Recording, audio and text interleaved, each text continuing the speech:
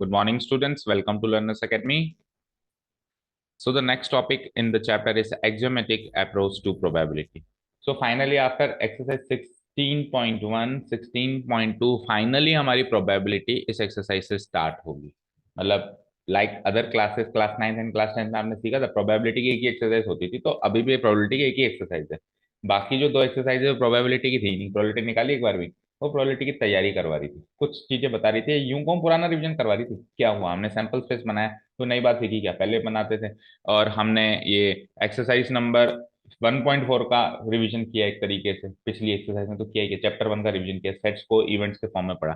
तो एक्चुअली अब हम प्रोबेबिलिटी पढ़ने वाले हैं. तो जैसा कि चैप्टर स्टार्ट किया था तो आपको प्रॉमिस किया था कि नई अप्रोच हम पढ़ेंगे, एक्जियोमेट्रिक अप्रोच टू प्रोबेबिलिटी. ठीक है, हेडिंग डाल दिया आपने.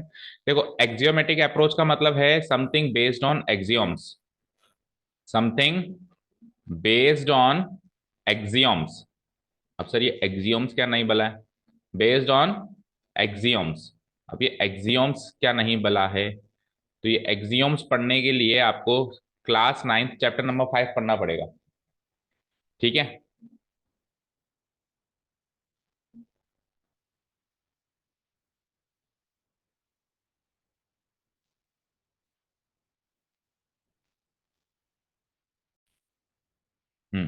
सो अब आप कहोगे एग्जाम्स क्या है. So chapter number 5 of class 9, Euclid's introduction to Euclid's geometry, जो चैप्टर है जो बच्चे अक्सर ऑमिट कर देते हैं, मतलब ऑमिट हो जाता है, पढ़ते नहीं है, उसमें एक्सियोम्स एंड पोस्टुलेट्स का जिक्र किया गया है ना. तो वहां पे बताया गया एक्सियोम्स क्या होते हैं. Axioms are self proven rules. Self proven rules. कुछ सेल्फ प्रूवन रूल्स हमने वहां पे सीखे थे, जो एक्चुअली नहीं सीखे थे क्योंकि कोई सिखाता ही नहीं है, वो ओमिटेड रहता है चैप्टर. आपको भी याद हो तो क्लास 9 में चैप्टर नंबर 5 ओमिटेड रहा होगा आपका, है ना. हर साल ओमिटेड रहता है, और कोरोना के बाद से तो वो एक तरीके से बुक से ही गायब है वो चैप्टर ही, है ना. पहले फिर भी थोड़ा बहुत हल्का फुल्का कहीं कहीं सिखा देते थे, कोरोना के बाद से तो वो बिल्कुल ही गायब है. So self proven rules. कुछ मैथ्स में क्या सेल्फ प्रूवन रूल्स होते हैं, इनको प्रूव करने की जरूरत नहीं है, उनको कहते हैं एक्सियोम्स. उन एक्सियोम्स पर बेस्ड जो प्रोबेबिलिटी होगी उसको कहेंगे एक्सियोम. अब सेल्फ प्रूवन रूल्स कैसे, फॉर एग्जांपल एक दो मैं बता देता हूँ.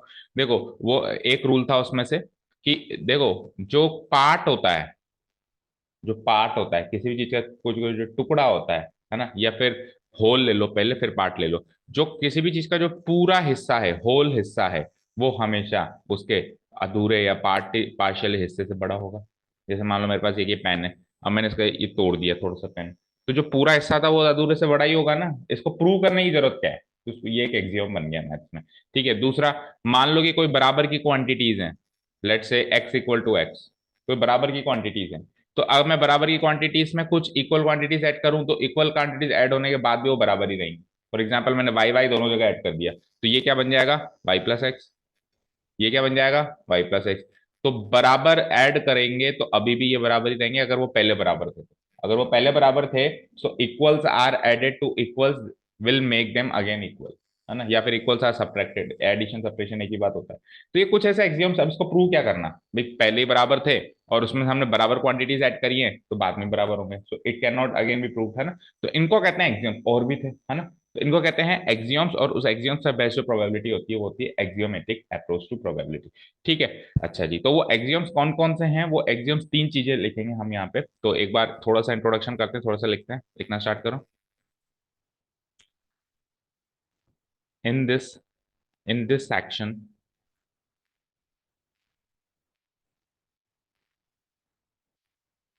in this section we will study we will study probability probability based on, yeah, probability using, yep, we'll study probability by axiomatic approach axiomatic approach.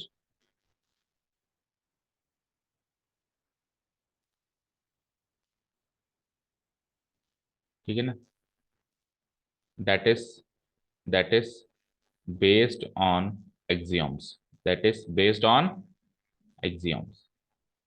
और axioms क्या होते हैं अभी बताया मैंने. एक्सियोम्स एंड पोस्टुलेट्स दो चीजें होती हैं.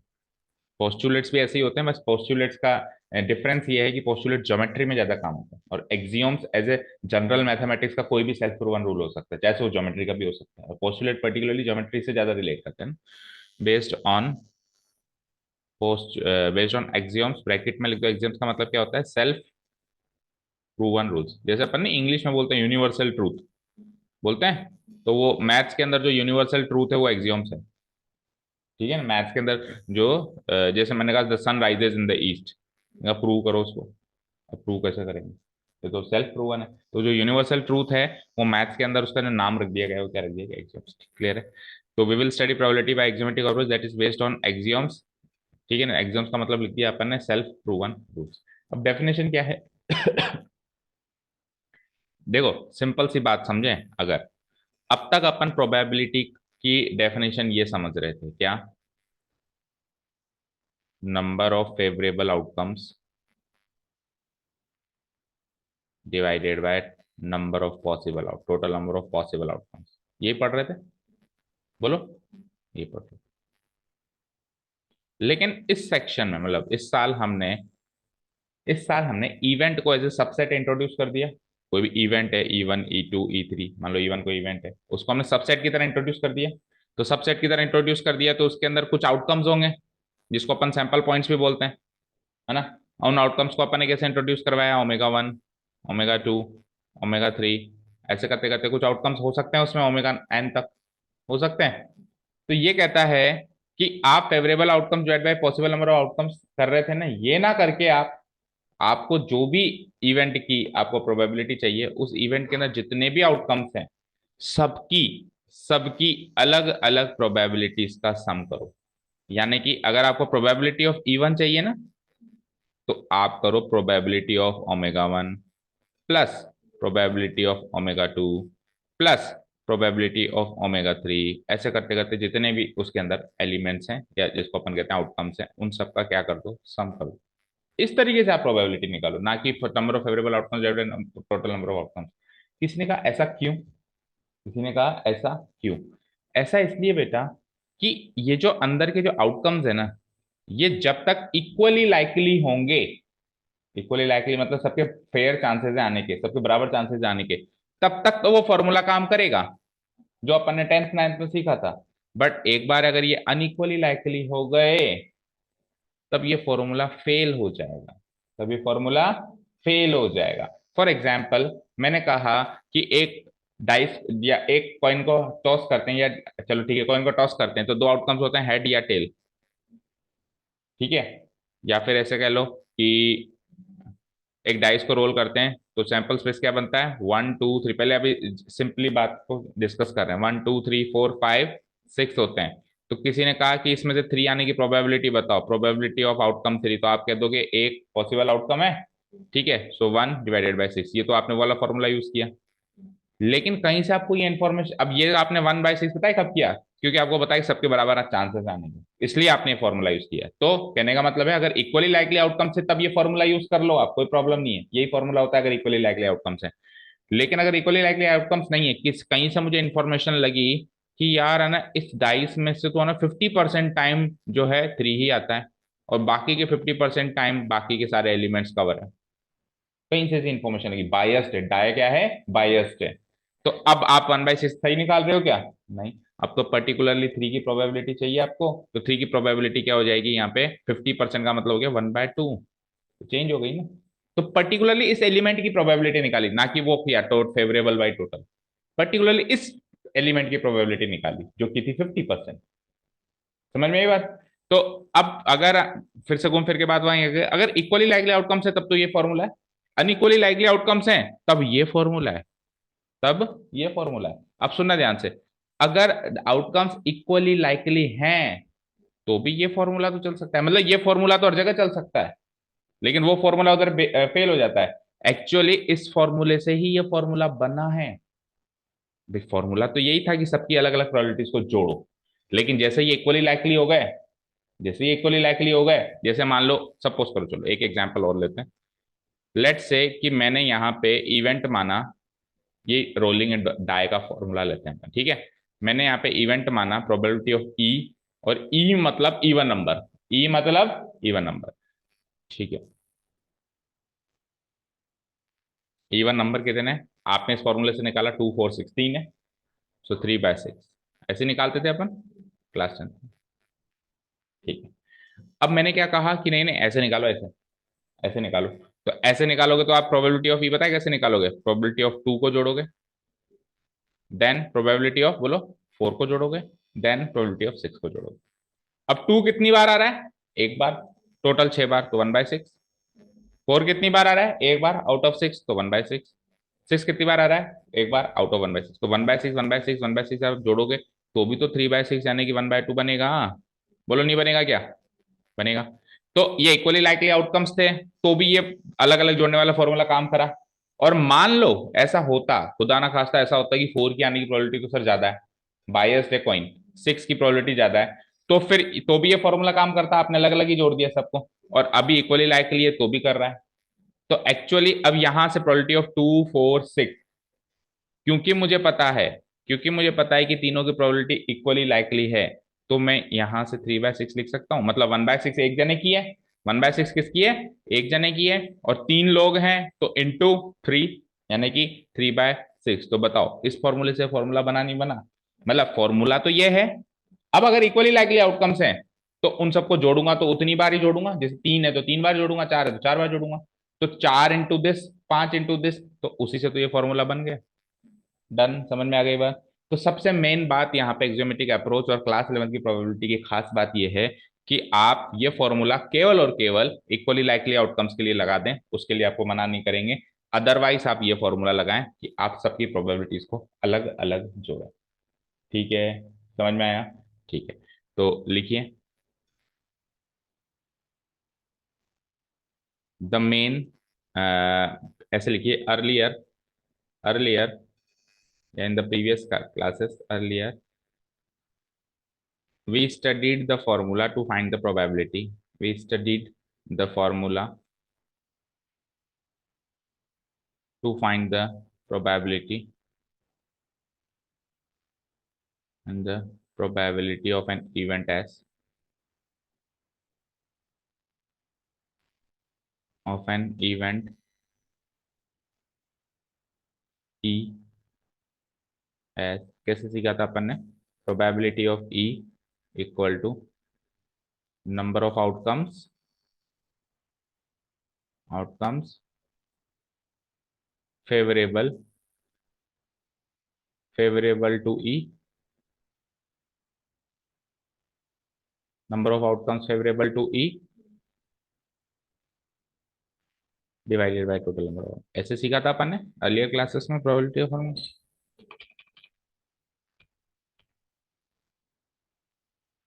डिवाइडेड बाय,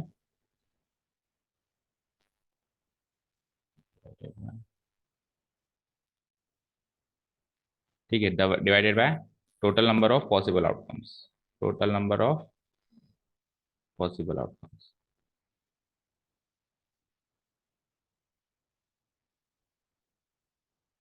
ठीक है, पहले अपन ये फॉर्मूला पढ़ा था।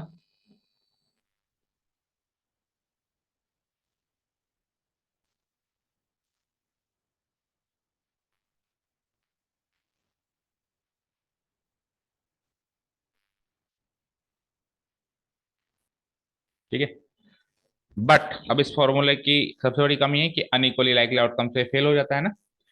ठीक है ना? But, but this formula, but, but this formula does not provide the clear picture of probability, does not provide the correct picture of probability at the correct picture of required probability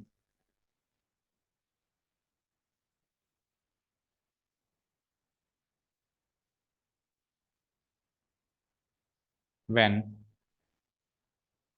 the outcomes are, when the outcomes are not equally likely, are not equally likely, not equally likely. So so to overcome this, ये एक तरीके से इसका feedback है ना, एक तरीके से इसका क्या है ये,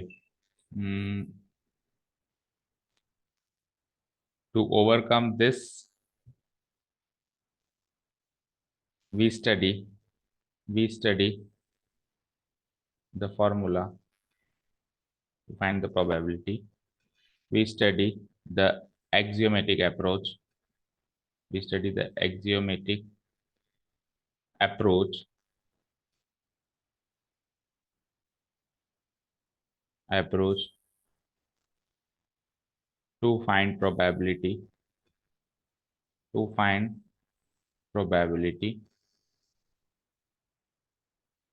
which simply states that which simply states that states that probability of any event. It simply states that probability of any event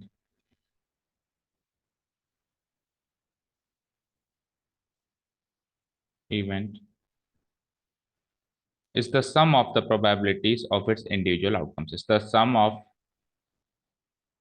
the probabilities, sum of the probabilities of its individual outcomes। क्या कहती है axiomatic approach, कि individual outcomes की probability को जोड़ दो, पूरे event की प्रोबेबिलिटी आपको मिल जाएगी। ठीक है,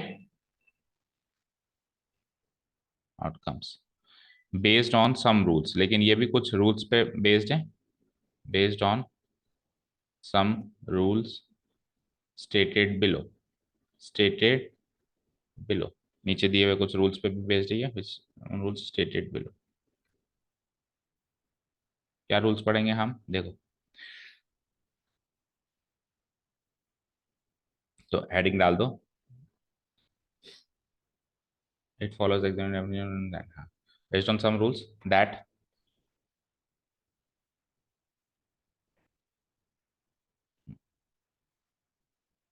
पहला रूल है,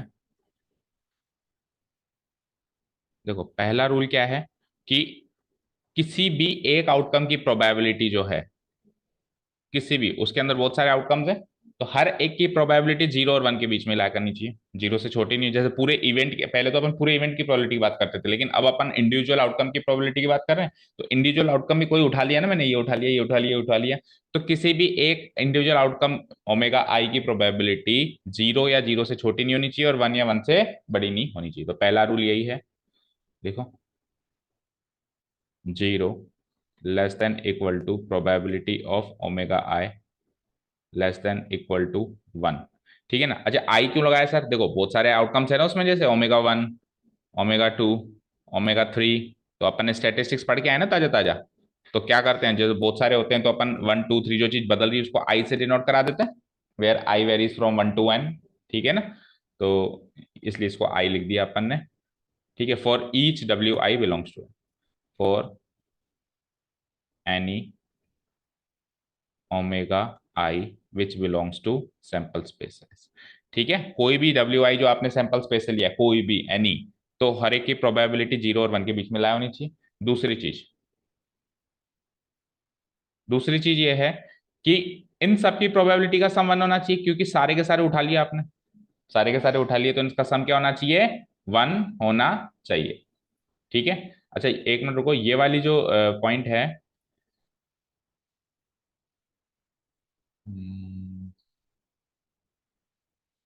ठीक है चलो लिख लो। ये तो वही बात हो गई कि पूरे सैंपल स्पेस का प्रोबेबिलिटी का सम 1 होना चाहिए, क्योंकि आपने सारे के सारे वहां से उठाए। सो ये कह रहा है कि probability of W1 omega 1 plus probability of omega 2 plus probability of omega 3, ऐसे करते करते करते करते करते probability of omega n equal to 1 होना चाहिए, इक्वल टू 1 होना चाहिए। ठीक है ना, जितनी भी पूरे सैंपल स्पेस की प्रोबेबिलिटी का सम क्या होना चाहिए यहाँ पे, 1 होना चाहिए।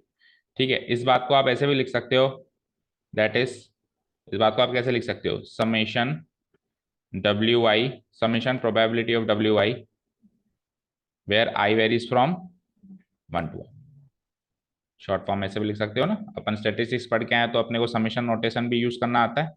बड़ी चीज को छोटा करके ऐसे लिख सकते हैं कि आई की वैल्यू 1 to n है, तो ये चीज क्या आनी चाहिए, 1 आनी चाहिए। ठीक है, तीसरी चीज ये कह रहा है कि अब आप इवेंट की प्रोबेबिलिटी जो निकालोगे ना, probability of any event A, वो उस ए के अंदर जो जो भी इनमें से ओमेगा सेलेक्ट हुए, जैसे इसमें से ओमेगा 1, ओमेगा 2, ओमेगा 3, तो पूरे सैंपल स्पेस के ओमेगा है। अब आपने इवेंट ए में कौन कौन से सैंपल पॉइंट सेलेक्ट किए, उन सबका सम करो, वो ए की प्रोबेबिलिटी, और सबका सम करोगे तो पूरे सैंपल स्पेस की प्रोबेबिलिटी। तो सेकंड वाला जो रूल है वो सैंपल स्पेस की प्रोबेबिलिटी 1 होगी, इस पर बेस्ड है। और थर्ड वाला रूल है जो एक्चुअल आप इवेंट निकालना चाह रहे हो उसकी प्रोबेबिलिटी के लिए। समझ आया? ठीक है।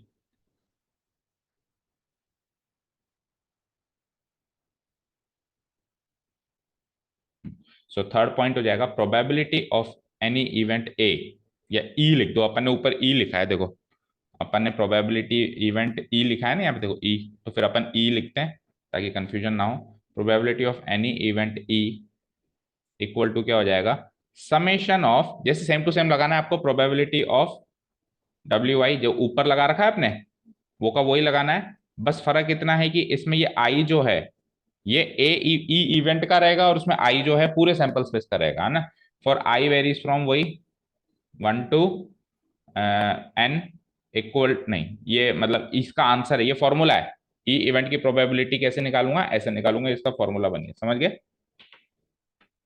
ठीक है, समझ आया? वेयर, वेयर ये जो ओमेगा आई है ये बिलोंग करेगा इवेंट ई से। ठीक है, ओमेगा आई है, ये बिलोंग करेगा किससे, ठीक है ना। प्रोबेबिलिटी ऑफ ए क्या हो जाएगा, सारी की सारी इसका सम हो जाएगा।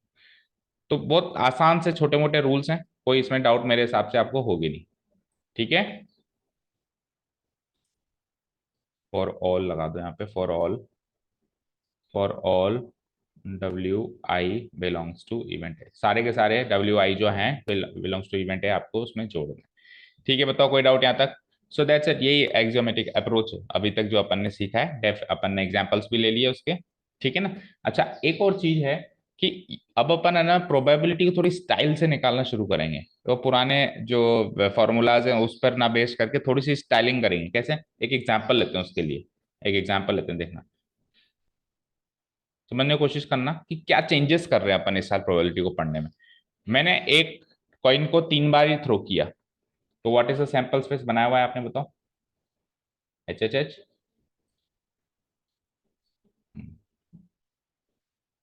हम्म हम्म, टी टी टी ने T T H, T T T last में लेंगे सीक्वेंस में, चलो T T T H T, 2 tail एक हेड वाले केस चल रही हैं, और एच टी टी, और अब लास्ट में 3 टेल वाले केस। हो गए 8 पॉसिबल केसेस, यहाँ तक कोई डाउट नहीं। अब सुनना ध्यान से, ये तो हो गया मेरा सैंपल्स।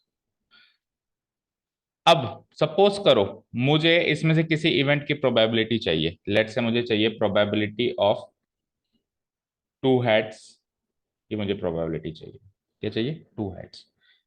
तो 2 हेड्स की प्रोबेबिलिटी आपको चाहिए, या फिर एक काम करो 3 हेड्स की प्रोबेबिलिटी निकालते हैं एक बार, 3 हेड्स की प्रोबेबिलिटी चाहिए।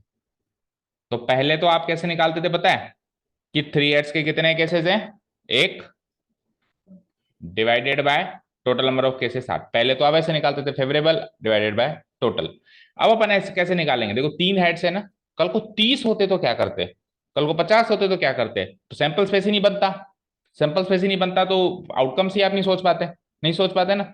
तो फिर वो क्या कहता है, आपको पता है ना एक हेड की प्रोबेबिलिटी कितनी होती है, 1/2। भाई कॉइन को 3 बार ही मत उछालो, अब तो एक ही बार उछालो, क्या प्रोबेबिलिटी होती है, 1/2।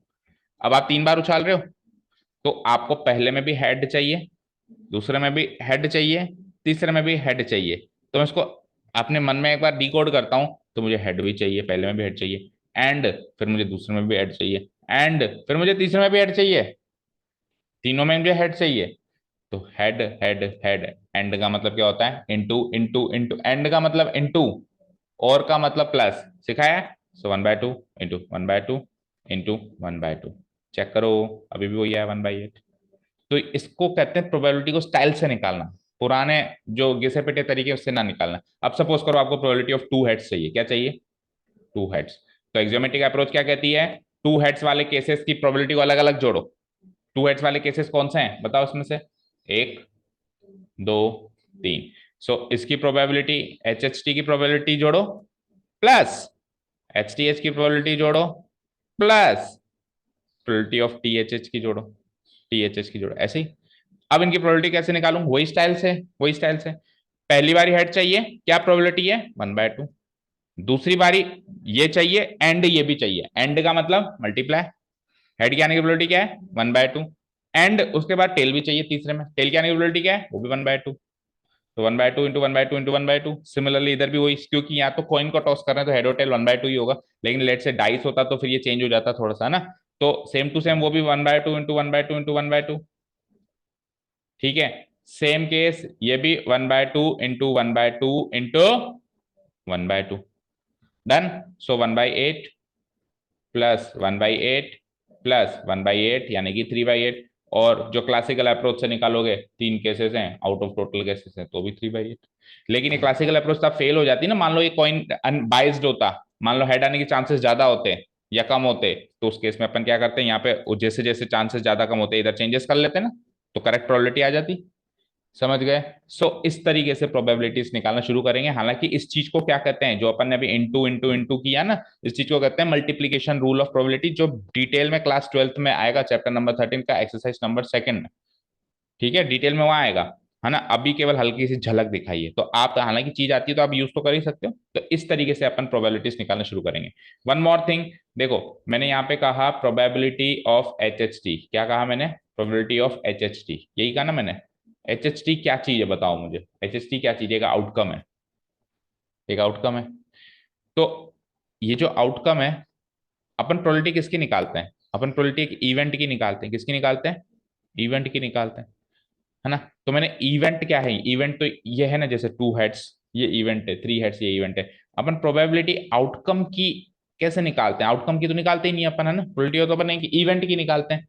तो एक्चुअली ऐसे ना लिख के आपको ऐसे लिखना चाहिए, कैसे, प्रोबेबिलिटी ऑफ दिस इवेंट, जिसके अंदर ये आउटकम है। भाई आपको सबसेट बनाना चाहिए और सबसेट के आगे एक ब्रैकेट लगाना चाहिए, सिस्टम तो ये होना चाहिए, क्योंकि प्रोबेबिलिटी तो इवेंट की होती है ना, किसी सेट की थोड़ा ना होती है, किसी सेट के एलिमेंट की थोड़ा ना होती है। तो आप एलिमेंट से पहले सेट बनाओगे और सेट के बाद फिर ऐसे लगाओगे। अगर यही सारी चीज चैप्टर नंबर 1 में चल रही होती तो ये चीज गलत हो जाती, क्योंकि वहां तो पूरी सेट थ्योरी पढ़ रहे थे अपन। वहां पे आपने देखा होगा बहुत सारे ऐसे क्वेश्चन है जिसमें करली ब्रैकेट्स की जगह ओपन ब्रैकेट लगा दी, ओपन ब्रैकेट, तो गलत माना जाता था। लेकिन अभी अपन प्रोबेबिलिटी पढ़ रहे हैं तो, और ऐसे लिखना काफी हैक्टिक हो जाएगा, इसलिए उन्होंने आपको अलाउ कर दिया, पढ़ो, उन्होंने आपको अलाउ कर दिया ऐसे लिख लो, मजे करो। It may be noted that singleton, singleton का मतलब पता है क्या होता है, एक ऐसा सेट जिसमें एक ही एलिमेंट हो। Singleton set is called the elementary event, इसको एलिमेंट्री इवेंट कहते हैं। नोटेशनल कन्वीनियंस के लिए, भाई नोटेशन करने बाद बाद इनकन्वीनियंस होगा, तो आप इसको ऐसे लिख सकते हो, तो प्रोबेबिलिटी में अलाउड है, ठीक है ना। इसको ऐसे पहले कर्ली ब्रैकेट लगा के सबसेट बनाओ, फिर उसकी प्रोबेबिलिटी की बात करो, सीधे एलिमेंट ही ठोको, एच एस टी की प्रोबेबिलिटी, टीटीटी की प्रोबेबिलिटी।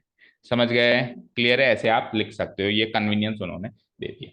तो बताओ अभी तक सारी चीजें समझ में आई बेटा, ये सारी चीजें समझ में आई, ठीक है। तो अब आगे बढ़ते हैं, और क्या क्या चीजें हैं। अब कुछ प्रॉपर्टीज हैं, दैट्स इट, फिर खत्म है इंट्रोडक्शन। कुछ हो गया टाइम, आज स्कूल जाना है क्या, क्या,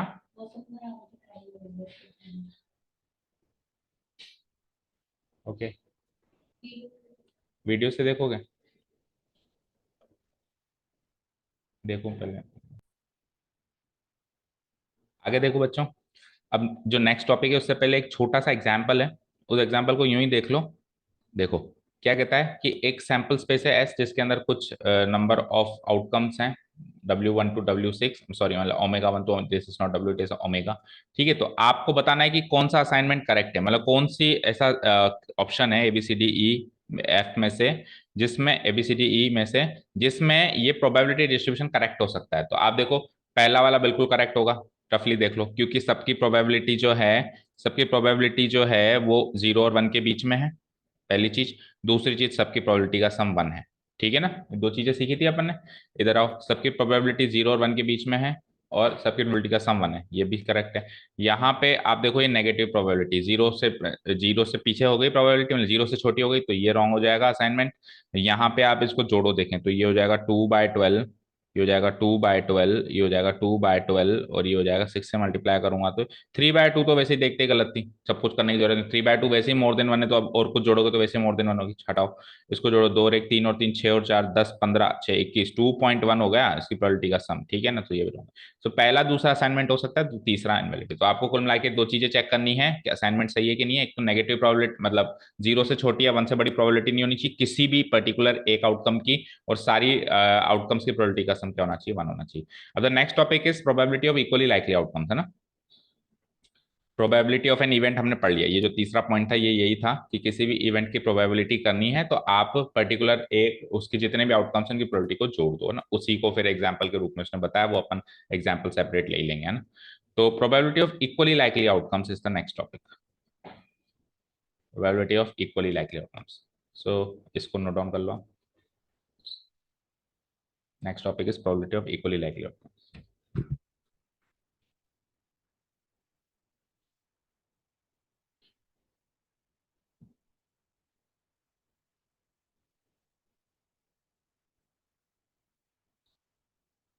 likely outcomes, equally likely।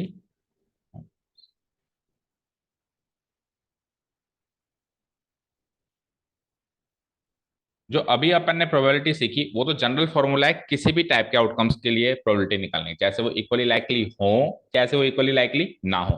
अब अपन पर्टिकुलरली इक्वली लाइकली जब होंगे तब बात करेंगे, तो फॉर्मूला वही बन के आएगा जो 9 10 में अपने सीखा था एक्चुअली। ऐसे मान लो 9 10 वाले फॉर्मूला को डिराइव कर रहे हैं अपन, 9 10 वाले फॉर्मूला को अपन क्या कर रहे हैं, एक्चुअली डिराइव कर रहे हैं अभी वाले जो बेसिक फॉर्मूला एक्सियोमेट्रिक अप्रोच वाले फॉर्मूला है उससे। ठीक है, तो क्या कहता है कि मान लो, देखो एक एक्सपेरिमेंट है जिसका सैंपल स्पेस एस है, और ये W1 मतलब ओमेगा 1 टू ओमेगा n इसके क्या है आउटकम्स है, तो लिखते भी जाते हैं साथ में। Consider an experiment, consider as random experiment whenever we are talking about probability we will make word of random experiment, है ना, क्योंकि रैंडम होना चाहिए तभी प्रोबेबिलिटी एग्जिस्ट करेगी, रैंडम नहीं है तो फिर वो प्रोबेबिलिटी एग्जिस्ट नहीं करेगी। Consider a random experiment in which sample space is, in which sample space is, sample space is s equal to, ये सैंपल स्पेस है, let's say s equal to omega 1 omega 2 omega 3 up to omega 9, ये इसका sample space है, let's से, है ना। अब मान लो सारे के सारे आउटकम्स इक्वली लाइकली हैं, क्योंकि अब अपन पर्टिकुलर उसकी बात कर रहे हैं कि पहले तो अपन जनरल बात कर रहे थे कुछ हो भी सकते हैं कुछ नहीं भी हो सकते हैं, तो प्रोबेबिलिटी का फॉर्मूला आ गया, जिस भी इवेंट की प्रोबेबिलिटी उसमें जिस भी जो भी आउटकम है उनका सम कर दो, है ना। ठीक है, अब अपन पर्टिकुलरली बात कर रहे हैं कि सारे के सारे इक्वली लाइकली हैं, लेट्स, है ना। And and let all the outcomes and let all the outcomes let all the outcomes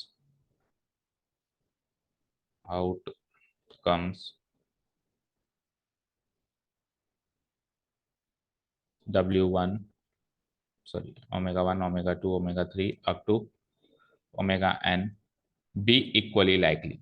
equally likely का मतलब तो आपको समझ में आ ही गया होगा कि सबके आने के फेयर चांसेस, सबके आने के बराबर चांसेस है। Be equally likely, be equally likely. ठीक है, अब सबके आने के फेयर चांसेस हैं, तो अब सबके आने के फेयर चांसेस है, तो अब अपन प्रोबेबिलिटी कैसे निकालेंगे ये अपन पता करने वाले हैं। ठीक है, अब देखो हर एक आइटम है तो अलग अलग ही, हर एक आइटम है तो अलग अलग ही। ठीक है ना, तो जैसे मुझे मान लो ओमेगा 1 की प्रोबेबिलिटी चाहिए, मुझे क्या चाहिए, ओमेगा 1 की प्रोबेबिलिटी चाहिए। अब सब फेयर चांसेस वाले हैं, तो ओमेगा 1 की प्रोबेबिलिटी जो होगी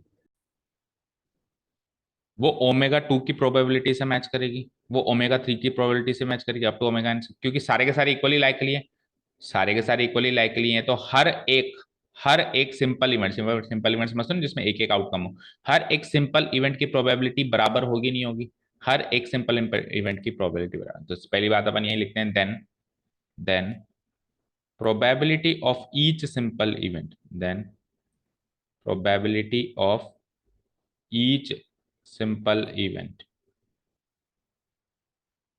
each simple event probably, उसको डिनोट करा देते हैं, दैट इज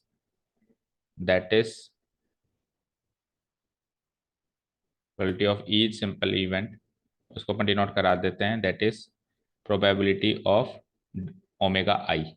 हर एक सिंपल इवेंट को अपन जो है ओमेगा आई से डिनोट करा देते हैं, ओमेगा 1 1 2 3 4 सारे हो गए ना, ठीक है ना। Each simple in that is probability of will be equal,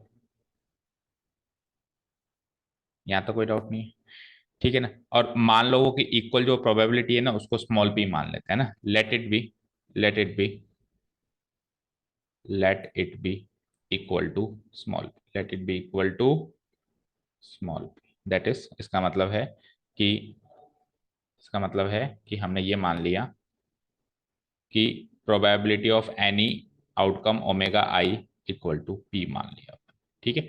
अच्छा, टोटल नंबर ऑफ आउटकम्स यहाँ पे एन माने अपन ने, 1 2 3 4 5 6, ये अपन ने टोटल नंबर ऑफ आउटकम्स जो माने हैं वो अपन ने एन माने हैं, ये भी अपने को पता है। और सारी की सारी आउटकम्स की प्रोबेबिलिटी का सम क्या होता है, 1 होता है, ये भी मुझे पता है ना। नाउ अभी अभी अपन ने सीखा था, now we know that we know that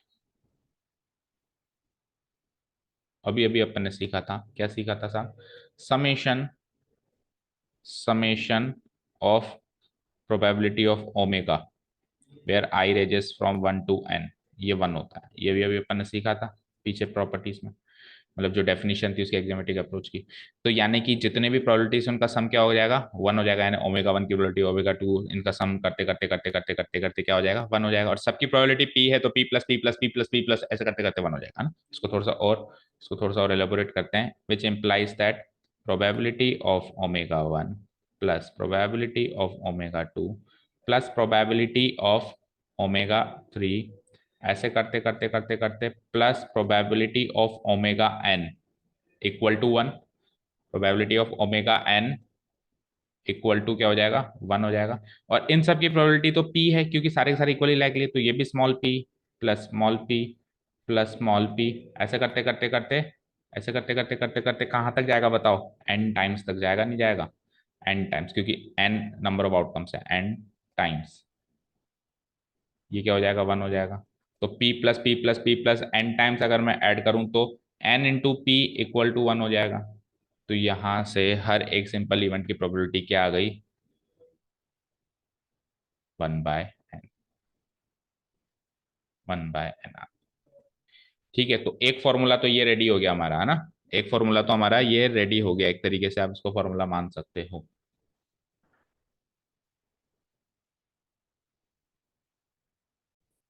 ठीक है, यानी कि एक सैंपल स्पेस में मान लो 1,000 सैंपल पॉइंट्स और सारे के सारे इक्वली लाइकली हैं, तो सबकी प्रोबेबिलिटी क्या हो जाएगी, 1/1000 1/1000 1/1000 1/1000 1/1000, पी इक्वल टू 1/n आया, एन यानी total number of outcomes and 1000, और 1/n 1/n 1/n। ठीक है, ये तो हो गई पर्टिकुलरली एक एक इवेंट की प्रोबेबिलिटी, पर्टिकुलरली एक इवेंट इसकी, सॉरी एक एक आउटकम की प्रोबेबिलिटी, ओमेगा 1 ओमेगा 2 ओमेगा 3 सबकी बराबर है ना। अब बात करते हैं किसी इवेंट की प्रोबेबिलिटी की। तो जो अपन ने इवेंट माना है उसमें उस सैंपल स्पेस में से कितने आउटकम लिए उससे मल्टीप्लाई कर दो। फॉर एग्जाम्पल एक बार रफली देखो, फॉर एग्जाम्पल मैंने कोई इवेंट ई लिया, मुझे पता चला है कि इस इवेंट ई में वो जो सैंपल स्पेस था ना जिसमें बहुत सारे आउटकम थे, उसमें से उस सैंपल स्पेस में से 5 आउटकम इस इवेंट में आते हैं, तो हर एक की 1/n थी, तो 1/n को 5 से मल्टीप्लाई कर दो, ये हो जाएगी 5/n। ठीक है, कोई कहे कि नहीं नहीं मेरा इवेंट एफ था, उसमें उस सैंपल स्पेस में से 10 आइटम आ रहे थे, हर एक की प्रोबेबिलिटी हमने प्रूव कर दी 1/n इक्वली लाइकली में, तो 1/n इंटू 10, तो उसका आंसर क्या हो जाएगा, 10/n हो जाएगा। तो आप चेक करो डिनोमिनेटर तो चेंज नहीं हो रहा है, n n n n number of outcomes, total number of outcomes, numerator में उतने ही वही नंबर आ रहा है जितने उस इवेंट के अंदर उस सैंपल स्पेस में से आउटकम्स उठाए हुए हैं। ठीक है। तो एक अब इवेंट की प्रोबेबिलिटी निकालने का एक एक फॉर्मूला बन गया कि जितने भी आउटकम्स आपने उठाए हैं वो तो ऊपर रखो और नीचे divided by total number of outcomes, लेकिन कब? जब सारे के सारे आउटकम्स इक्वली लाइकली हों। ये पर्टिकुलर केस ही तब चल रहा है जब सारे के सारे आउटकम्स जो अपन 9-10 की प्रोबेबिलिटी में पढ़ते थे, 9-10 की प्रोबेबिलिटी में यही पढ़ते थे कि सारे सारे आउटकम्स इक्वली लाइकली है, वही पढ़ते थे favourable divided by total number of outcomes. तो फेवरेबल मतलब उस इवेंट में कितने हैं, divide by total number of outcomes n है इसे, तो वो फॉर्मूला एक्चुअली अपन ने ऐसे डिराइव किया है। ठीक है, इसके आगे लिखो।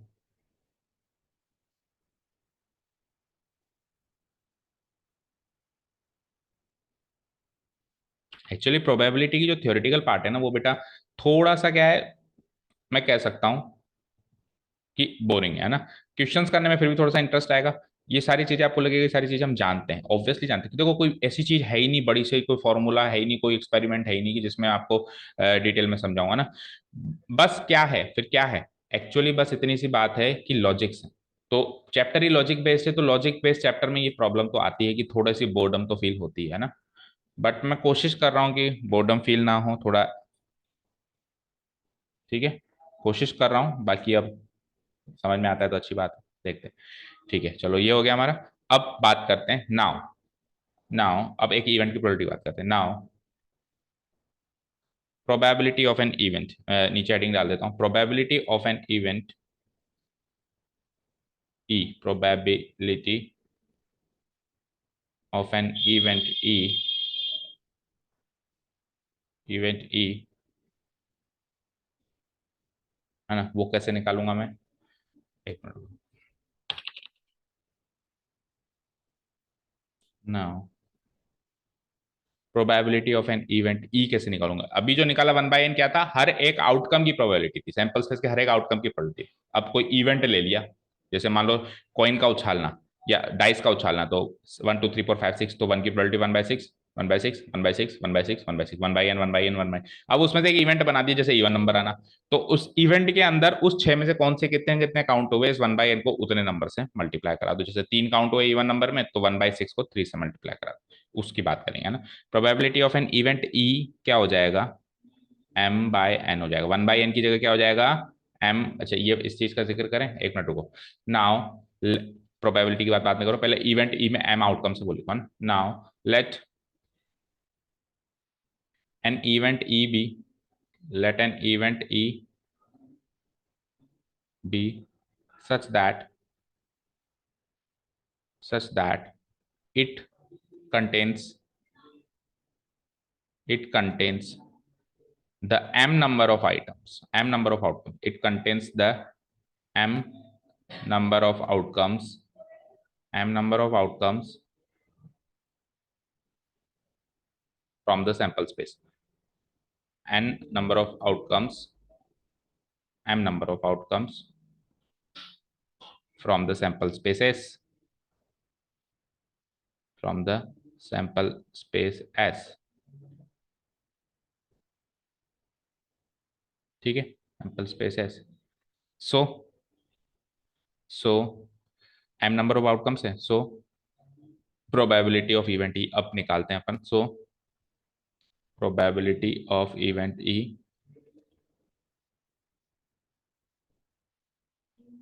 Of event E equal to हो जाएगी, और इसको प्रोबेबिलिटी ऑफ ई से भी डिनोट करा सकते हो, इक्वल टू हो जाएगी एम नंबर ऑफ आउटकम्स है, एम नंबर ऑफ तो आउटकम्स है, हर एक आउटकम की प्रोबेबिलिटी अपन ऊपर प्रूव कर चुके हैं 1/n। So m into 1/n is basically m by. ठीक है, डन, दैट्स इट। जहां पे m तो है फेवरेबल आउटकम्स, वही बात हो गई, फॉर्मूला बन गया ना हमारा 10th वाला, m तो है favourable outcomes divided by n है टोटल नंबर ऑफ आउटकम्स।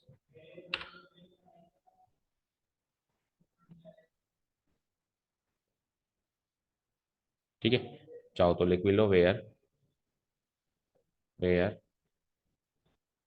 देखो आपकी बुक में भी ऐसे ही कुछ लिखा हुआ है, number of outcomes favourable to event ही और टोटल नंबर। तो ये बन गया हमारा फाइनल फॉर्मूला, वेयर, नीचे लिख देता हूँ, where m denotes the number of outcomes favorable to event, number of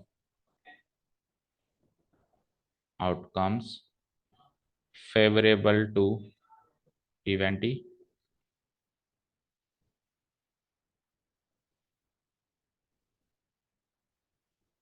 और एन पहले ही बता चुका हूँ, टोटल नंबर ऑफ आउटकम्स।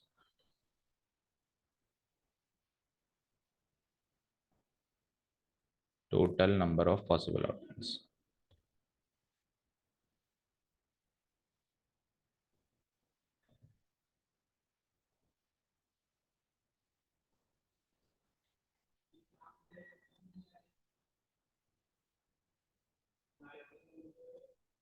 ठीक है, तो एक्जियोमेट्रिक अप्रोच से अपन ने जो 9-10 में फॉर्मूला सीखा था उसको डिराइव कर दिया है।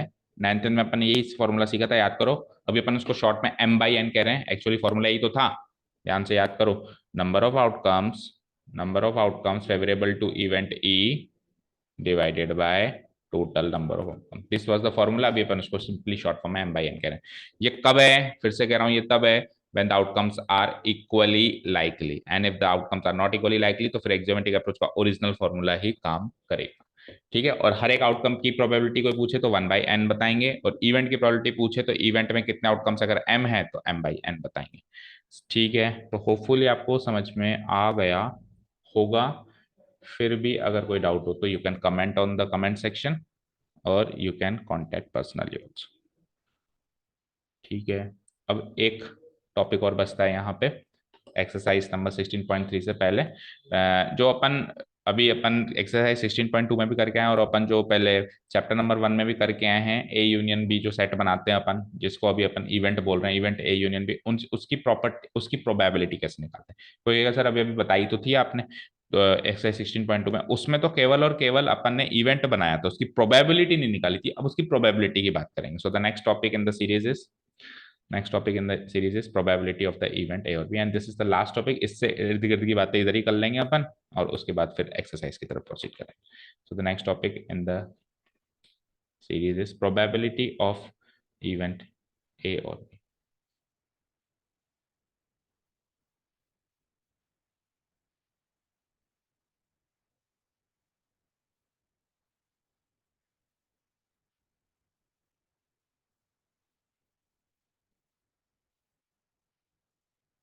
प्रोबेबिलिटी ऑफ इवेंट ए और बी।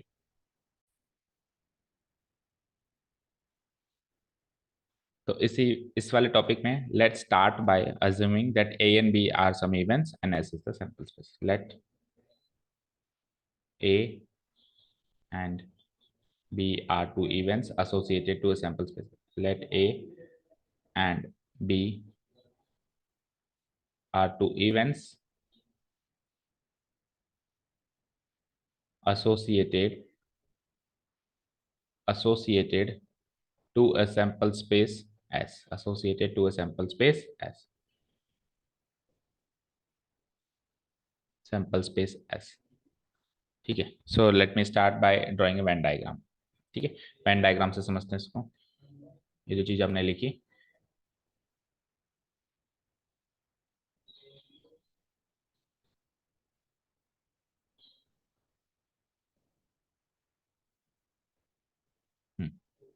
दो इवेंट्स बना देते हैं ए एंड बी। ये तो सैंपल स्पेस हो गया। ठीक है ना, सेट थ्योरी में यूनिवर्सल सेट होता था, और प्रोबेबिलिटी की दुनिया में, इवेंट्स की दुनिया में ये सैंपल स्पेस है, जो रेक्टेंगुलर जो एरिया है। और जो सर्कुलर एरिया पहले होते थे सेट्स, अभी हो गए इवेंट्स। ठीक है,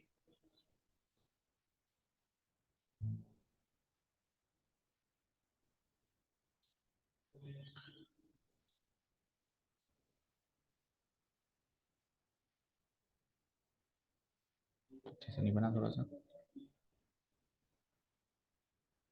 हम्म,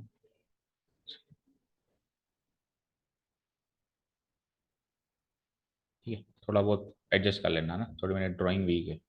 चलो next. Okay, so let's say ये तो हो गया मेरा total sample space S. This is our sample space S, and this are our two events A and B. ठीक है, तो अभी पिछले सेक्शन में अपन 16.2 में सीखा था कि जो इवेंट्स होते हैं वो एनालोगस होते हैं सेट थ्योरी के। यानी कि सेट थ्योरी में अपन यहाँ पे सेट्स के एलिमेंट्स रखते थे, कुछ कुछ कुछ कुछ, यहाँ पे यहाँ पे यहाँ पे यहाँ पे यहाँ पे। इवेंट्स की दुनिया में अपन आउटकम्स रखने लग गए, ओमेगा 1 ओमेगा ओमेगा 1 यहाँ रख दिया, ओमेगा 2 यहाँ रख दिया, मान लो ओमेगा 3 दोनों का कॉमन है, ओमेगा 4। ठीक है ना, ओमेगा 4 यहाँ पे रख दिया और ओमेगा 5 मान लो दोनों इवेंट्स में नहीं है, सैंपल स्पेस में ओनली। ठीक है, इस तरीके से रखने शुरू कर। अब प्रोबेबिलिटी की बात करेंगे, पहले सेट्स की बात करी थी तो एलिमेंट्स रखे थे, फिर इवेंट्स की बात करी तो इवेंट्स का आउटकम्स रखे थे, फेवरेबल आउटकम्स रखे थे उस इवेंट्स के। और अब जब अपन प्रोबेबिलिटी की बात करेंगे तो सुनना, मार्क माई वर्ड्स, आप इस वेन डायग्राम में सीधे सीधे प्रोबेबिलिटी भी रख सकते हो। फॉर एग्जाम्पल मेरे को अगर गिवन है प्रोबेबिलिटी ऑफ ए है मान लो 0.5, एंड किसने कह दिया प्रोबेबिलिटी ऑफ बी जो है वो है मान लो कि 0.3, एंड किसी ने कह दिया probability of A intersection B है प्रोबेबिलिटी 0.1। तो आप सीधे सीधे वेन डायग्राम में you can start putting the probability. देखो, और पुट करना कहाँ अपन सेट थ्योरी में सीखा था, इंटरसेक्शन से स्टार्ट करते हैं, पुट करना हमेशा याद रखना। कभी पुट करने की जरूरत पड़े ना तो ऐसा नहीं कि ए की प्रोबेबिलिटी है 0.5 सर मैंने लिख दिया, गलत हो जाएगा। आपको start, you should start putting from the intersection set. तो यहाँ पे 0.1 पुटअप करो, कर दिया। अब टोटल ए की प्रोबेबिलिटी 0.5 है, इंटरसेक्शन में 0.1 है, तो बाहर कितनी होगी इंटरसेक्शन के अलावा, जो मतलब ओनली ए, जिसको अपन ओनली ए कहते हैं, ओनली ए में कितनी होगी 0.4। सिमिलरली टोटल बी में है 0.3, जिसमें से इंटरसेक्शन में 0.1 है, तो ओनली बी में कितनी होगी, इसमें से इसको माइनस कर दो 0.2। अभी टोटल करो, 4 और एक 5 और 2, 0.7 ही हुई। 0.3 कहाँ होगी, इनके बाहर कहीं यहाँ पर होगी। ठीक है, तो अब पूरी सैंपल स्पेस की प्रोबेबिलिटी आप जोड़ लो, इस पूरी सैंपल स्पेस की प्रोबेबिलिटी बन गई। सो वेन डायग्राम में अपन प्रोबेबिलिटी की दुनिया में सीधे प्रोबेबिलिटी भी पुटअप कर सकते हैं, और चाहो तो आउटकम्स पुटअप कर लो। देखो दो ऑप्शन है, या तो आउटकम्स पुटअप करके और फिर इसकी प्रोबेबिलिटी निकाल लो अलग से, या फिर सीधे सीधे प्रोबेबिलिटी, अगर अपने आगे क्वेश्चन आएंगे 16 मिसलेनियस में जिसमें सीधे सीधे प्रोबेबिलिटी गिवन है, तो आप वेन डायग्राम बनाओ और सीधे सीधे प्रोबेबिलिटी पुटअप करो। ठीक है, होपफुली क्लियर होगा। तो अपन अभी ए यूनियन बी की प्रोबेबिलिटी निकालने की बात कर रहे थे, तो क्या कहता है कि ए और बी दो इवेंट्स हैं, और जो एस है मेरा सैंपल स्पेस है, let this be the scenario. तो अब क्या, अब ए यूनियन बी की प्रोबेबिलिटी निकालना शुरू करेंगे। ठीक है ना, देखो मान लो ए के अंदर कुछ आउटकम्स हैं, बी के अंदर कुछ आउटकम्स हैं, और ए इंटरसेक्शन बी के अंदर भी कुछ आउटकम्स हैं। तो सिंपल सी बात है, अपन ने सीखा था सेट्स में कि ए यूनियन बी क्या होता है, ए यूनियन बी होता है number of outcomes in A union B क्या होता है, number of outcomes in A plus number of outcomes in B minus number of outcomes in A inter. सीखा था ना, ये अपन ने सेट थ्योरी में सीखा था। फिर जब ये अपन ने एक्सरसाइज नंबर सेकंड पढ़ी, तो सेकंड में फिर ये कि ये चीज अपन ने अप्लाई करी किसमें, इवेंट्स के केस में, कि इस इवेंट के जितने आउटकम्स हैं, ए यूनियन बी इवेंट के आउटकम्स चाहिए, तो ए के आउटकम्स, बी के आउटकम्स और इंटरसेक्शन बी के आउटकम्स खत्म कर दो। अब प्रोबेबिलिटी में ये कि यही चीज एन बस पी बन जाएगा, एन बस पी बन जाएगा। आपको ए यूनियन बी की प्रोबेबिलिटी चाहिए, तो क्योंकि आप आउटकम्स की जगह वेन डायग्राम में प्रोबेबिलिटी पुट कर पा रहे हो, तो फिर प्रोबेबिलिटी एन को पी रिप्लेस कर सकता है, क्योंकि वहां पर भी तो आउटकम को प्रोबेबिलिटी ने रिप्लेस किया ना वेन डायग्राम ने। तो यहाँ पे इस फॉर्मूला के अंदर एन को पी रिप्लेस कर सकता है। That means probability of A union B set की इवेंट की जो प्रोबेबिलिटी होगी वो होगी ए की प्रोबेबिलिटी पूरी, बी की प्रोबेबिलिटी पूरी, और उसमें से जो इनके कॉमन एलिमेंट्स हैं, कॉमन आउटकम्स हैं, उनकी प्रोबेबिलिटी को माइनस कर दीजिए। ठीक है ना, तो सिंपल सी बात लिखनी है अपने को यहाँ पे, previously we studied, previously we studied कि नंबर ऑफ आउटकम्स इन, एक मिनट को, इवेंट के केस में क्या, ये पढ़ा था कि नंबर ऑफ एलिमेंट्स, सिंपल सी सेट थ्योरी की बात करेंगे, प्रीवियसली वी स्टडीड कि नंबर ऑफ एलिमेंट्स, थोड़ा नीचे से लिखता हूँ, number of elements in the set और इवेंट कह लो A union B equal to क्या होता है, number of outcomes in the event A plus number of outcomes in the event B minus number of outcomes in the A intersection B. तो ये तो अपन ने सीखा था कि कितने आउटकम्स, उसके अंदर कितने आउटकम्स है वो कैसे निकालेंगे। अब प्रोबेबिलिटी की बात करें, प्रोबेबिलिटी की बात करें तो ये क्या, यही एनपी में तब्दील हो जाएगा, लेकिन थोड़ा सा सिस्टमेटिक करते हैं, हुआ कैसे। नाउ नाउ ठीक है ना, now probability of A event A union B, probability probability of event A union B, that is that is that is probability of A union B equal to, देखो किसी भी इवेंट की probability, अभी अपन एक्सोमेट्रिक approach में क्या सीखा, किसी भी इवेंट की प्रोबेबिलिटी क्या होती है, summation probability of omega I, where where omega I should belong to that event, उस ए यूनियन बी के अंदर जितने भी आउटकम्स हैं उन सब की प्रोबेबिलिटीज का सम अभी अभी अपन ने सीखा है।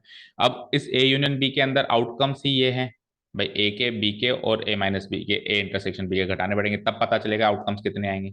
ठीक है ना, और उन सब की पर्टिकुलर प्रोबेबिलिटी का सम।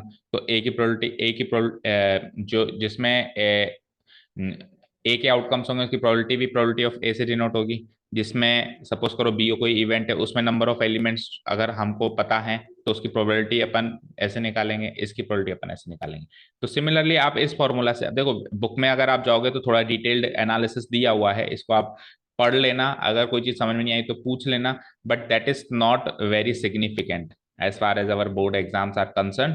This derivation is not very significant. अभी के लिए अपन सिंपल सी भाषा में याद रखेंगे कि नंबर ऑफ एलिमेंट्स निकालने का फॉर्मूला था, तो प्रोबेबिलिटी निकालने का फॉर्मूला है, क्योंकि प्रोबेबिलिटी कहीं ना कहीं इक्वली लाइकली आउटकम्स में कहीं ना कहीं प्रोबेबिलिटी नंबर ऑफ एलिमेंट्स से ही डायरेक्टली कनेक्ट करती है। एनोलोगस है ना, एनोलोगस टू सेट थ्योरी है। सो इसलिए इसका फॉर्मूला बन जाएगा probability of A plus probability of B minus probability of A intersection.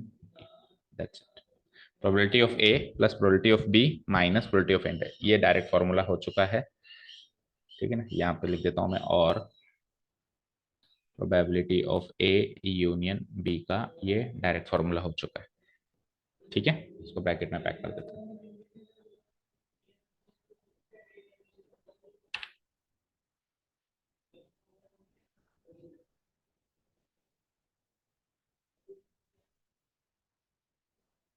Done. ठीक है, अब देखो ए यूनियन बी निकालने का एक तरीका और था। एक बार में वेन डायग्राम में फिर से चलते हैं। देखो वेन डायग्राम में फिर से चलते हैं। देखो एक चीज समझो, इस पार्ट को अपन कहते थे ए इंटरसेक्शन बी। इस पार्ट को याद करो, ये ओनली ए था, इसको अपन कहते थे ए माइनस बी। और इस पार्ट को याद करो, ये ओनली बी था, इसको अपन कहते थे बी माइनस। तो अपन ए यूनियन बी की प्रोबेबिलिटी ऐसे भी निकाल सकते हैं, probability of A minus B plus probability of A intersection B plus probability of B minus, ऐसे भी अपन निकाल सकते हैं ए यूनियन बी की प्रोबेबिलिटी। वैसे सबसे करेक्ट फॉर्मूला ये है, लेकिन अब देखो एज क्वेश्चन के अंदर गिवन इन्फॉर्मेशन क्या है, मान लो ए माइनस बी की इन्फॉर्मेशन गिवन है, तो फिर आप इस तरीके से भी निकाल सकते हैं। तो इसका भी एक जगह जिक्र कर दो, इसको इसके अंदर डिनोट भी करा दो, लिख भी दो कि इसको अपन क्या क्या बोल सकते हैं ना। दिस इज ओनली ए, और अपन इसको क्या लिख देते हैं, this is only A, and इसको अपन लिखते थे ए माइनस बी, या फिर ओनली, है ना। इसको लिखते थे अपन बी माइनस ए, और ये जो तीसरा इंटरसेक्शन वाला पोर्शन है इसको अपन लिखते थे ए इंटरसेक्शन। ठीक है, तो अभी बस इनके आगे पी लगा सकते हो, इधर प्रोबेबिलिटीज की, इसकी प्रोबेबिलिटी, इसकी प्रोबेबिलिटी, तीनों को जोड़ देंगे तो probability of A union B बन जाएगी। ठीक है।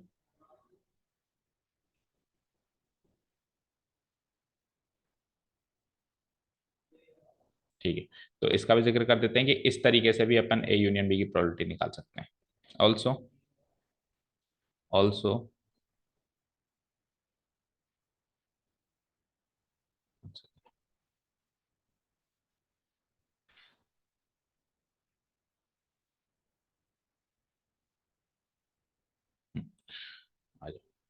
Also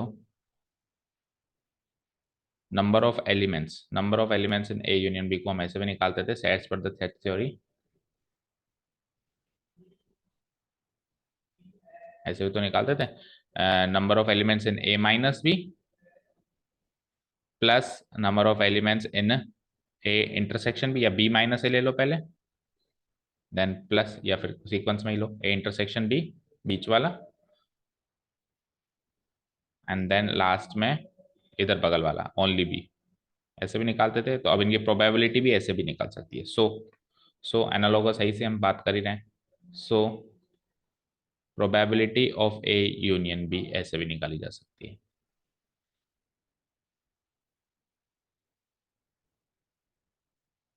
probability of A minus B, अब देखो अगर as per the question given information इस फॉर्म में है तो आप ये वाला फॉर्मूला भी यूज कर सकते हैं ए यूनियन बी की प्रोबेबिलिटी निकालने के लिए, A minus B probability of A intersection B and plus probability of B minus A. So this is the second formula, इसको भी कर दो ब्रैकेट में।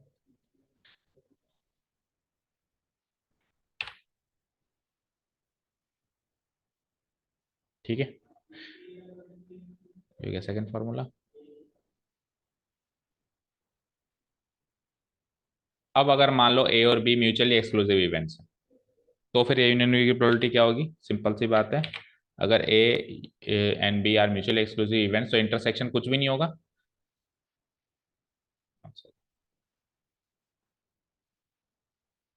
हम्म, तो इंटरसेक्शन होगा कुछ भी नहीं होगा, तो फिर ये वाला पार्ट कट जाएगा, तो सिंपली क्या हो जाएगा, ये वाला पार्ट कट जाएगा, तो relative of A union B क्या हो जाएगा? ए। तो इसको छोटा सा नोट डाल के लिख दो, इन केस, इन केस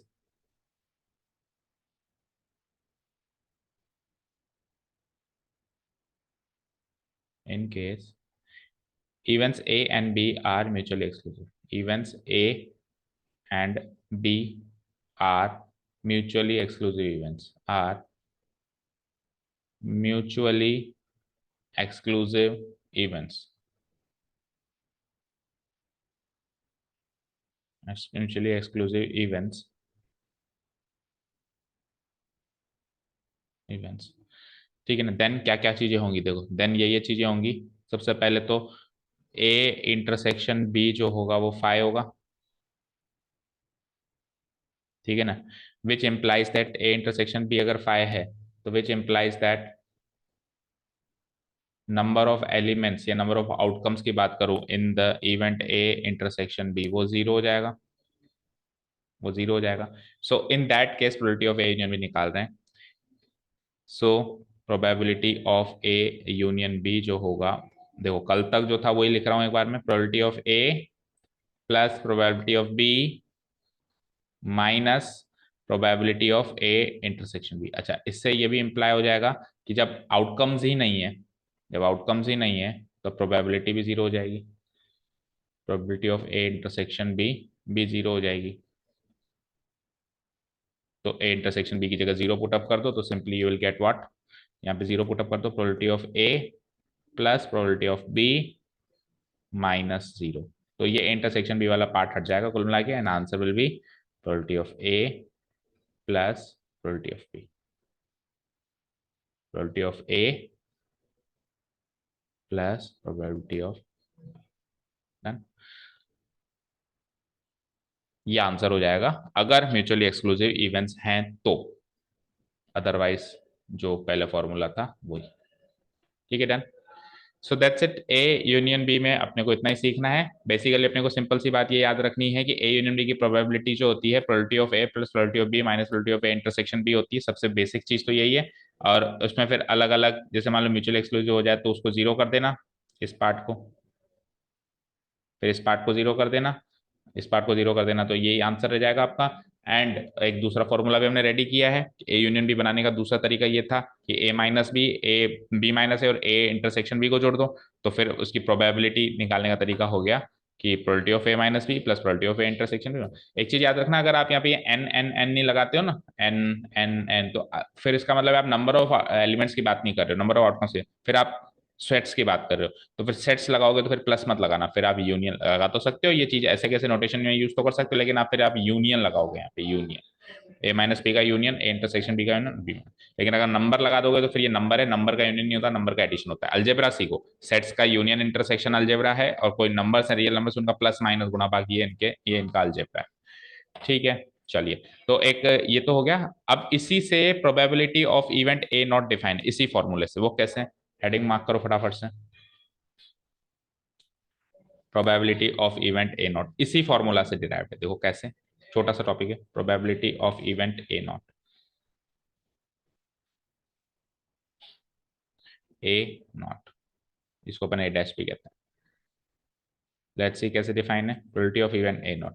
देखो मुझे एक चीज बताओ, we know that we no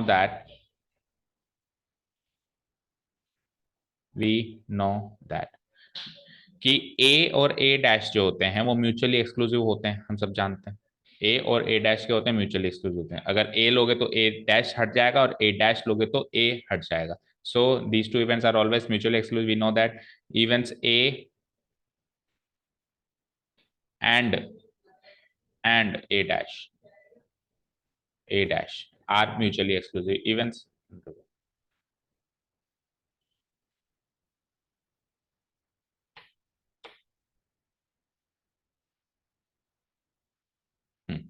Events a and a dash are mutually exclusive, are mutually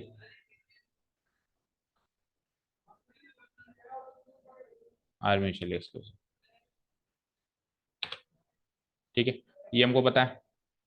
तो क्या होगा, तो इनकी प्रोबेबिलिटी का सम वन होगा।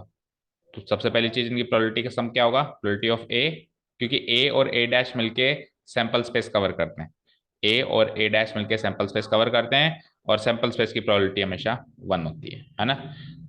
और इस बात को अपन ऐसे भी लिख सकते हैं, यार म्यूचुअली एक्सक्लूसिव, वन सेकेंड,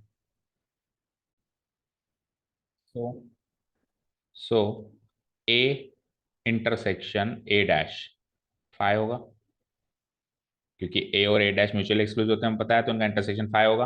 और अगर इनका इंटरसेक्शन फाइव होगा तो इसकी इसके इंटरसेक्शन की प्रोबेबिलिटी जीरो होगी, मतलब ए और ए डैश की जो इंटरसेक्शन की प्रोबेबिलिटी है वो क्या हो जाएगी, जीरो होगी।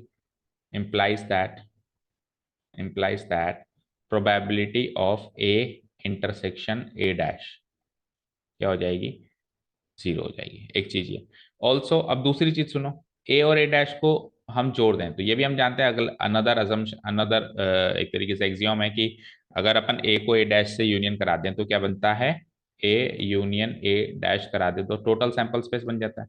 ए और ए नॉट को जोड़ दे तो सैंपल स्पेस बन जाता है, ये अपन जानते हैं, ये अपन पहले इवेंट अभी एक्सरसाइज 16.2 में भी सीख के हैं। तो फिर इसकी प्रोबेबिलिटी, सैंपल स्पेस की प्रोबेबिलिटी होगी, इम्प्लाइज इम्प्लाइज इम्प्लाइज इसकी probability A union A dash की प्रोबेबिलिटी सैंपल स्पेस की प्रोबेबिलिटी के बराबर होगी। अब यूनियन करना भी अभी आपने सीखा है, मतलब यूनियन की प्रोबेबिलिटी अभी भी आपने सीखी है, कैसे निकालते, probability of A plus B की जगह क्या है मेरे पास, ए डैश, तो probability of A dash plus, oh sorry minus, minus probability of A intersection B करते थे, तो अभी बी की जगह क्या है, ए डैश, तो probability of A intersection B की जगह क्या हो जाएगा, ए डैश, इक्वल टू, इधर आ जाओ, probability of S sample space की प्रोबेबिलिटी तो वन होती है हम जानते हैं ना। तो अब और इसकी प्रोबेबिलिटी अभी अभी हमने पुटअप करी है क्या, जीरो। ठीक है, so it will be like probability of A plus probability of A dash minus, अभी अभी पुटअप करी, देखो उसकी प्रोबेबिलिटी अपन ने जीरो, क्योंकि ये म्यूचुअली एक्सक्लूसिव है तो इसमें कुछ आउटकम नहीं होगा तो उसकी प्रोबेबिलिटी जीरो होगी। सो यहां से एक चीज क्लियर हुई कि probability of A plus probability of A dash equal to one होगी हमेशा। ठीक है, हमेशा ये होगी, एक चीज ये। और यहां से अपने को प्रोबेबिलिटी ऑफ ए डैश की प्रोबेबिलिटी निकालने का फॉर्मूला भी मिला, तो ये भी एक इंपॉर्टेंट नोट है जिसको आपको याद रखना है कि ए और ए डैश की प्रोबेबिलिटी का सम क्या होगा, हमेशा वन होगा। ए की प्रोबेबिलिटी और ए डैश, कोई भी इवेंट हो, जैसे ए नहीं बी हो, बी और बी डैश की प्रोबेबिलिटी का सम भी क्या होगा, वन होगा। ठीक है ना, यहाँ तक क्लियर है। ठीक है,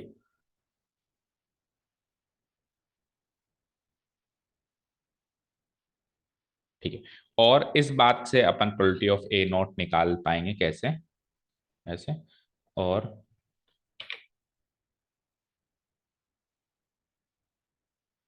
और you can say that probability of A not कैसे निकलेगी, देखो खुद, प्रोबेबिलिटी ऑफ ए नॉट कैसे निकलेगी, इसको उधर ले जाएंगे, so one minus probability of A. तो अब तक अपन इसको डायरेक्ट याद करते आ रहे थे, अभी अपन ने डिराइव भी कर दिया, one minus probability of A, this is the formula, A not की प्रोबेबिलिटी निकालने का ये है फॉर्मूला।